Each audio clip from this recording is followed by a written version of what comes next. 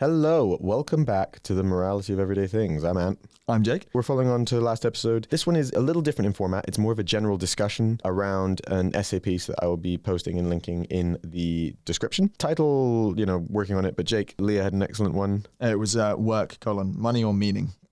Excellent. Basically, an analysis of why it is that we seem to have to make a decision about that. Shouldn't it be the capitalist systems actually mean that by pursuing money, should we not be doing good naturally? That is how the invisible hand is supposed to work. Like the butcher doesn't make me my meat out of generosity of spirit. No, exactly. Good.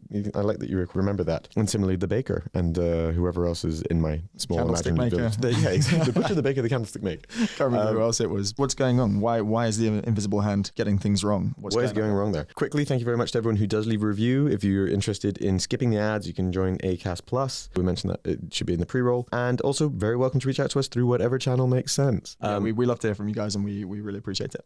Yeah. Keeps us motivated to keep working on the show. Exactly. Well, apparently we're extrinsically motivated. What losers. It's the autonomy, the mastery, but really pay us. So last episode we talked a little bit about what rent seeking is, what work is, what meaning is. And we talked a little bit about Adam Smith's model of the invisible hand. This time let's take a second and think, Jake, why do we think Adam Smith's model has perhaps failed? Why is it that the invisible hand and the profit incentive is not always generating societal value anymore? I don't know why, but whenever I'm thinking about the invisible hand getting things wrong, I just have this image of like a really pale hand, like giving the finger. I always imagine did you ever play Super Smash Bros? Yeah. And there's the final boss is a hand. Yeah. I always, whenever anyone says the invisible hand, I think about that. Boom. Yeah, exactly. Well, I suppose a good place to start is just to some extent, and you touched on this last time, I think the invisible hand is a little bit misunderstood. Smith, when his sort of writings are made clear, he's talking about the fact that it's actually a wonderful alignment of markets that self-interest can fulfill everyone's needs. He talks about it's not the fact that butchers sort of are just really generous people that they chop up meat and sell it. It's like, no, they need to earn a living and they specialize in a particular trade. And that is what leads to societal benefits, because obviously people need meat. He gets really excited about the division of labor, the idea that people can specialize on different things, and that comes together for greater social benefits. Yeah, which is really just a kind of micro statement of Ricardo's the benefits of trade rule. Yeah, right? Does Ricardo not come after? I actually can't remember the time. Oh, does he? Oh, well, in that case, he's just stealing division of labor. One of them is copying the other, okay? I can't remember what the ordering is. Plagiarist. Yeah, Ricardo's benefits of trade paradigm, law, whatever, is basically that it actually is better for two countries to just focus on the stuff they're good at and trade rather than have to do everything but be bad at some of it. Yeah, so like France should make wine and cheese and Britain should make winning wars. What's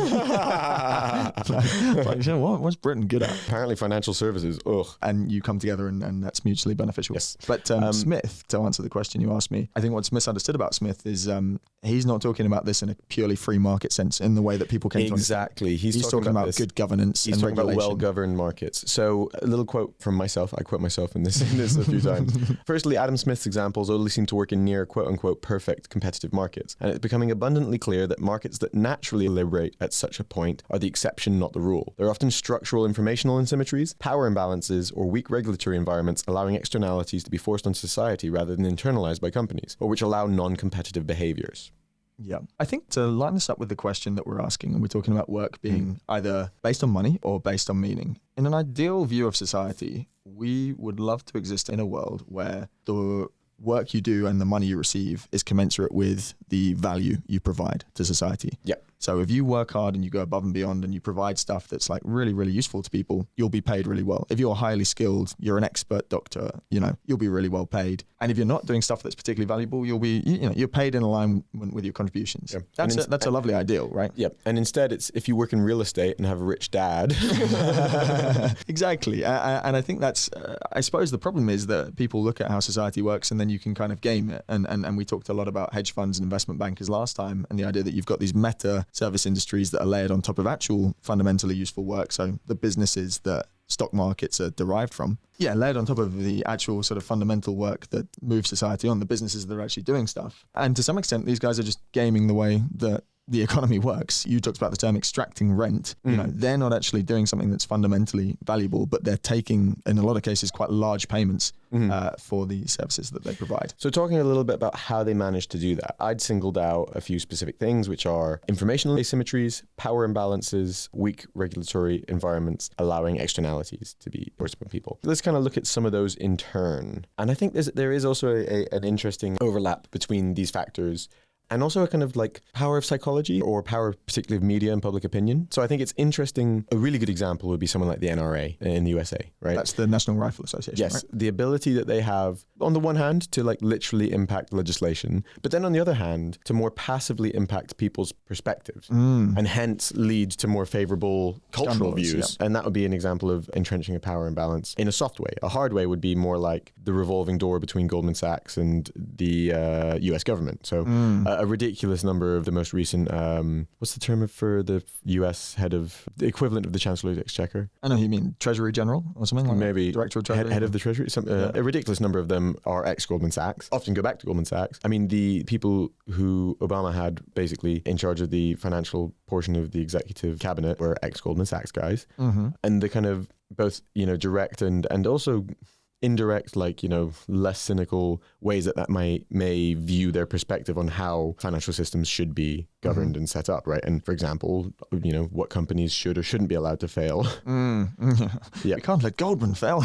Yep. So again, quoting my own essay, singled out the problem of power imbalances. There is a vicious cycle whereby powerful companies use that power to further entrench favorable imbalances within our cultural, legal, and even legislative systems. This can be subtle through spreading ideals via owned media outlets, but also much more explicit. This is evident in the influence of the NRA and other lobby groups on US policymakers and the colloquially labeled revolving door phenomenon between powerful firms and government influencing policy. That isn't to say that the influence is direct, i.e. the ex-employees are literally instructed to do things by the company, but it's clear that their experience can bias their perception of fair policy, particularly when roles probably await them back at these firms after their tenure in government. Goldman Sachs has developed a notorious reputation in this regard. Give some examples that we've already spoken about, particularly devising the post-08 bailout packages, which effectively decided to bail out the banks rather than individual mortgage holders. This before returning to Goldman Sachs after their stint in government ended. Goldman aside, there are many other examples. So fairly recent, this is not so recent anymore, but ex-Verizon legal counsel Ajit Pai, who was the main proponent of the immensely unpopular repeal of the net neutrality bill,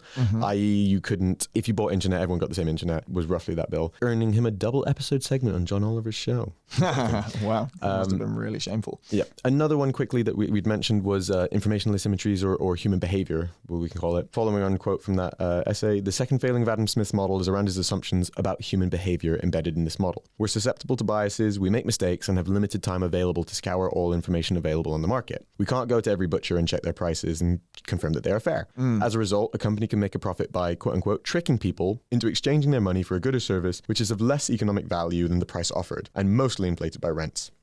As such, even if there is no structural imbalance in the market, a de facto one can still exist due to human error. A really good example would be the asset managers, right? Maybe it's not widely known enough. Okay, maybe there are emotional biases where it makes you feel safer. Someone has told you that you should work with those asset managers. Maybe the asset managers are selectively picking data points like their performance in the last year or in a specific year to say, hey, we can overperform, when actually, like we have said, like long-term data suggests that they don't overperform. And this is a little bit, again, relating to this perception of Adam Smith, which I think is largely incorrect. Also note that Adam Smith, though often seen as a capitalist deity, was considered very liberal and left-wing for this time, as his view more widely was one based on compassion. In one of our previous quotes, he said value improves the lives of all people when in a well-governed society. Further reading of Adam Smith shows he had an assumption that, to quickly paraphrase, the decency of humanity and mid-term self-interest in maintaining a functioning society would stop rent seekers from capturing our economic systems. This doesn't seem to have borne out, but we have a chance to change it. And then there's a link to an interesting video where Noam Chomsky talks a bit about Adam Smith. And I think particularly, could be an entire separate episode, but Chomsky's perspective in an interesting book that he co-wrote with someone called Manufacturing Consent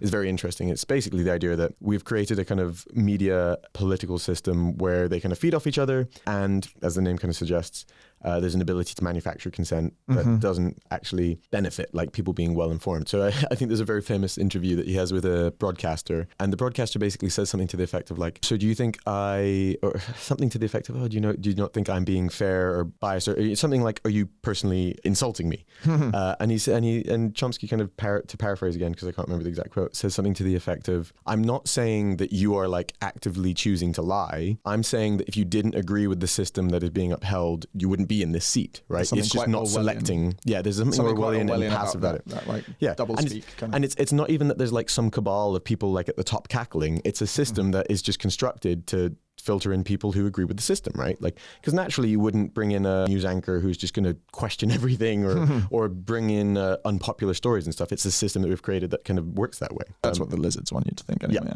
So, Jake, I was going to say, before, just to sum that bit up before we go to a quick mid-roll break, you're saying then there's two failings of Adam Smith's model. And the first is that markets are not perfect in the competitive way that's often defined. And the second is that assumptions about human behavior that he embeds in the model sort of fail. And this is kind of Kahneman-esque, right? Well, to change that, what I'm saying is the reason it doesn't play out like the invisible hand is because they don't function like competitive markets. Yep. And the reason for that is, one, human biases will lead to some practical informational asymmetries, even if the information is out there. There's just only so much time I have to assess everything, right? I can't check every butcher. And then the second part is basically power imbalances, which are then worsened by the fact that there are kind of systems where either passively through public opinion, media, etc., or actively through literally like a revolving door with government, these power imbalances are further entrenched. Cool. Well, let's go to a quick break, but we'll be back to look at how we can fix this.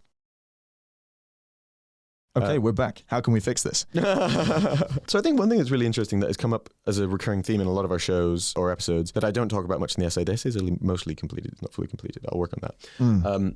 Basically, this idea that we've spoken a few times before, where I'm sure we've all like met people in our lives who are like, you ask them some challenging question, and they're like, well, if it's not illegal, why is it wrong? And particularly, for example, the billionaire stuff, a lot of things like that. Like a lot of people are like, well, there's nothing wrong with it, or like, private schools, is working at Facebook make you a bad thing? But increasingly, I think there is a public opinion that's like arising where you should take an active stance morally in your behavior, right? And we see this particularly with consumption. Are you talking just generally about hypocrisy? So the idea that people hold principles like, for example, eating meat is bad because it's bad for the environment, bad for animal ethics.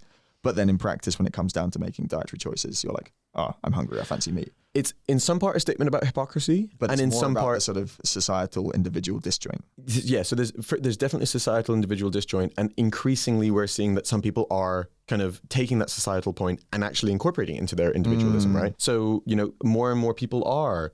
Let me give an example. More and more people are reading something by Peter Singer and choosing to give money to people in need rather than saying, hey, why isn't the government doing more foreign aid, right? More and more people are learning about the impacts of meat and saying, I'm choosing to be vegan or vegetarian for these ethical reasons. I'm choosing not to buy fast fashion, right? And so my question is, should more people be choosing to pursue careers and methods of generating their income that maybe don't at least minimize the compromises that they're making, or in the kind of spirit of something like effective altruism, are thinking, at least consciously thinking about the trade-offs that they're making, right? Effective altruism one's a really interesting point. We've talked about this before, and we certainly talked about it in the Facebook episode. If you guys haven't listened to it, definitely go check it out. It complements this one really nicely because it's all about like, how much should you consider the ethics of the company that you go to work for? In many ways, it's a very similar question. The 80,000 hours theory proposed by the guys who design effective altruism is basically saying, if you're talented, you could justify going to work for the kind of institution like an investment bank or a big city firm, earn a really big salary on the basis that that's the fastest way to accumulate capital, which you can then distribute to causes that you care about. Yeah.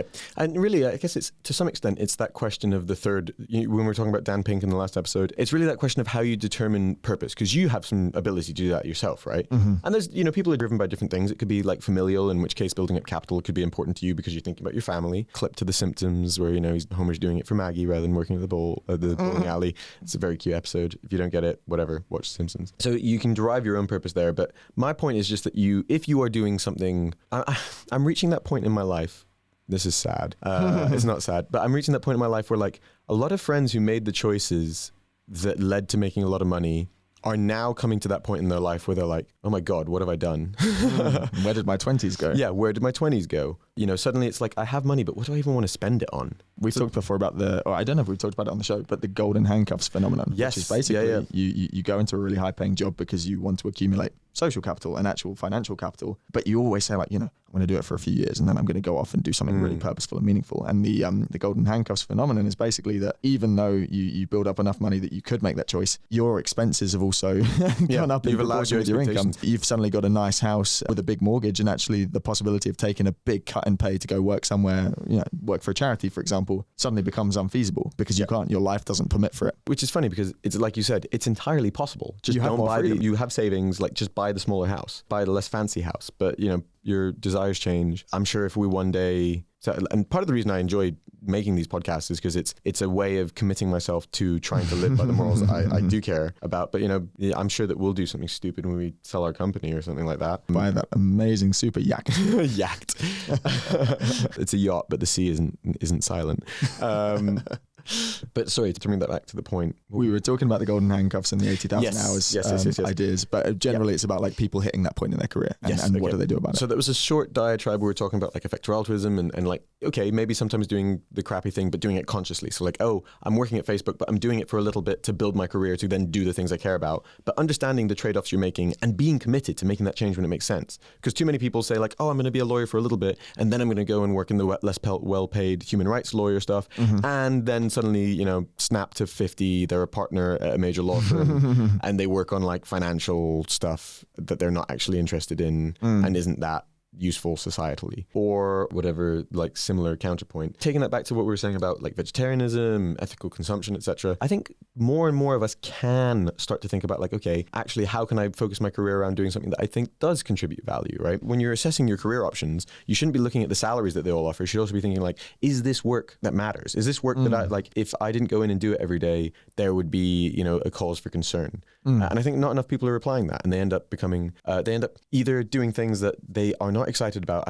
We had an intern and he wanted to work at Goldman Sachs, and we'd spoken to him at length, and we're like, the work is going to be like this, and et cetera, and he's just under this societal pressure to do something high status that pays a lot. And that's kind of a culture that we're developing over time that I'm distraught to see. This is what we're kind of rallying against, because I think, to take him again as an example, our former intern, really bright, talented guy. And you mentioned at the beginning of your essay that, you go back 100 years before these kind of meta service industries existed. And those are the kind of people who'd be like, trying to change the world. They'd become great scientists. They'd become, great leaders and have these kind of aspirations that I think for one reason or another have kind of been lost on some of the most talented kids in our generation. You look at so many of our peers that we were at university with, clearly bright enough to go on to do great things, and far too many of them are just like following the kind of grad scheme recommendations of like, okay, McKinsey's in town, or exactly. all these big city companies. I mean, consulting is a big one as well, because it's a holding pen. Like so many people go into consulting, it is the epitome of that. Like, it pays well, I'm learning stuff, so it's a great middle step, and then they just end up stuck there. Or something similar to it, and that's a real shame. Basically, it's all a plea to people to just kind of think more consciously about other paths. This is the other thing. Okay, working in technology, doing a bunch of different things, including this podcast, you kind of realize, maybe this is a perspective totally focused on my own lived experience, but I feel like there is this pressure and funneling into these large corporate careers that are safe, pay well, but all effectively meta industries. There was no drive when we were at uni like, hey, maybe you should learn about how to make a tech product, considering, it's a well-paying career that is making actual things that everyone is using. Or, maybe you should learn about, can you think of another example? Other than tech? Science, or maybe you should become a scientist, or maybe you should become pilot or something, so doing something, right? None of these were drives that existed within the career path that we're following. There was some extent towards the civil service, but, that's large bureaucracy that maybe isn't as autonomous as I would like to be. But I do think as well, like, government can use the technology that exists now for a shake-up to do things that are more effective at, like, basically to implement more experiments, do more new things. Like, you see, like, even with the UK government now, like, you can start to log into online services and stuff and do things more simply. And that's actually something that's so beneficial. Guys, I think that is kind of our time. We're getting close to the end, yeah. To give my perspective and sum up, I said all along, I think I have this ideal of the world where, the money you earn is commensurate with the meaning or the value you provide to society. And I suppose the reason we've kind of done this episode at all, and to some extent the plea that we're making, is that if you want to go into a really high-paid career career, cool. Do so mindfully. Do so with the idea that, you can use it to fulfill purpose in other areas of your life. Understand the trade-offs that you're making. I think so many people kind of get stuck at that kind of secondary, third level kind of motive where, it's like, I want money, I want status. And it's only when they reach a certain age, they suddenly realize like, wait, why did I want that thing? And they maybe realize like, oh, maybe I wanted it for the wrong reasons, or, you know what, it was actually a vehicle to something else that actually I could have better optimized. So, some people say, oh, I need money. It's like, why? To provide for my family. And it's like, oh, actually, like, I don't know, just moving somewhere with a better with a better cost of living, I could have achieved that. How much do you actually need in order to just sort of provide in the most sort of needed senses? I think then the alternative that we're suggesting, or what we're kind of encouraging people to think about, is that, work is one of the biggest portions of your life, the biggest allocations of your time that you have in your life. I mean, how much more, how much more enjoyable is it to be able to spend that time doing something that you do find meaningful? It's not to say it's necessarily something that you're passionate about all the time. I think in some ways that's a mistake that people also make, is, you should pursue a career that you're passionate about. I think it's just, pursue something that you're good at. Purpose and passion aren't synonymous, right? Yeah, not necessarily. Fantastic if they are, but it's about, find something that you're good at, find something that you can contribute to meaningfully, and you'll get so much fulfillment out of that. I mean, it's speaking selfishly, it's been really really privileged of us to be able to build our own company, run it in the way that we enjoy, but also see every day the value that we're providing to the small businesses and the customers that use our services. There's something really rewarding about that. And then as well as that, we're learning so much along the way. We're hopefully becoming better entrepreneurs. And as a heuristic, if you're working in a meta industry, so if you're working in some way where you're servicing people who do stuff rather than doing stuff, assess whether what you're doing is helpful, valuable. Guys, I think we'll cut it there because we are about to get kicked out of our podcast booth. But thank you very much for listening to this kind of more discussion episode or set of episodes. Welcome any questions or recommendations, and always feel free to reach out. Thanks, guys. Thank you, guys. See you next time.